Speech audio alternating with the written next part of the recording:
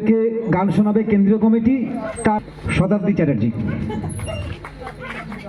অর্ধাঙ্গিনী একটা কবিতা বলবে, অর্ধাঙ্গিনী একটি কবিতা বলবে। নমস্কার।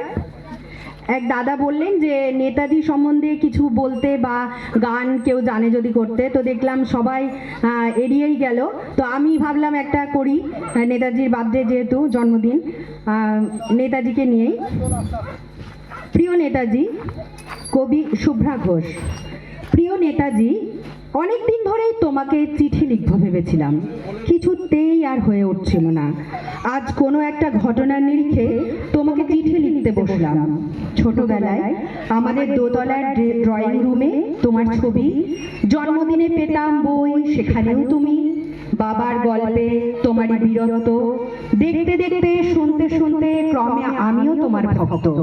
বাবা বলতেন ইন্ডিয়ায় আর একজন নেতাজির দরকার ছিল। মা গাইতেন বীর সুভাষের মহান দেশ।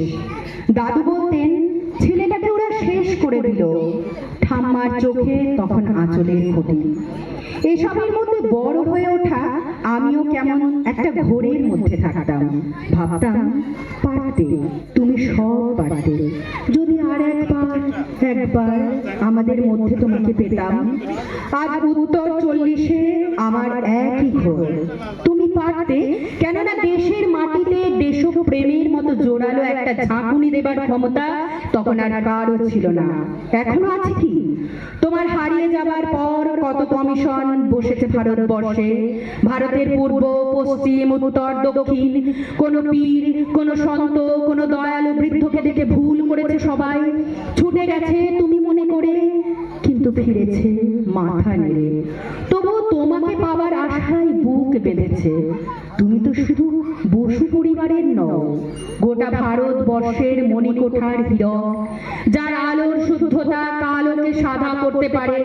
এই বিশ্বাসে ভর করে সবাই ভেবেছিল তুমি আসবে, আসবেই, কিন্তু এলে না।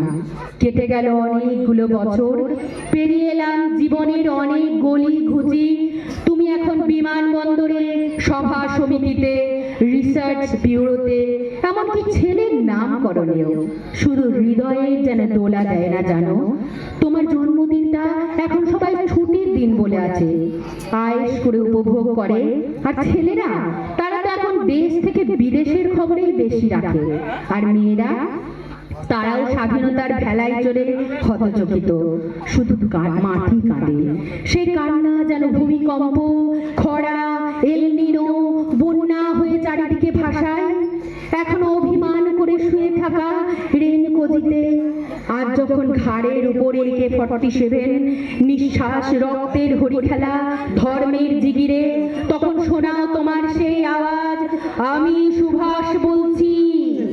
মেয়েটা দৌড়ে এসে বলবে, মা মা দেখো উনি আসছেন। পাশের বাড়ির মেসোমশাই ডাকবেন জানালা দিয়ে, বৌমা আমি বলিনি উনি ফিরে আসবেন।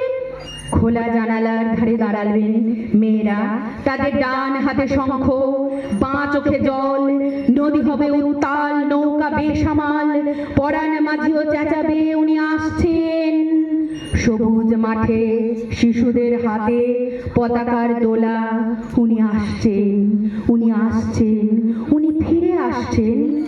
তোমার হারিয়ে যাওয়া জন্মদিনের ভেতর থেকে উঠে আসুক একটা 23-এ, আজ স্বাধীনতার ঠিক আগের মুহূর্তে দাঁড়িয়ে তোমাকে আমার চিঠি। প্রণাম নিও, ভালো থেকো নেতাজি, প্রণাম নিও।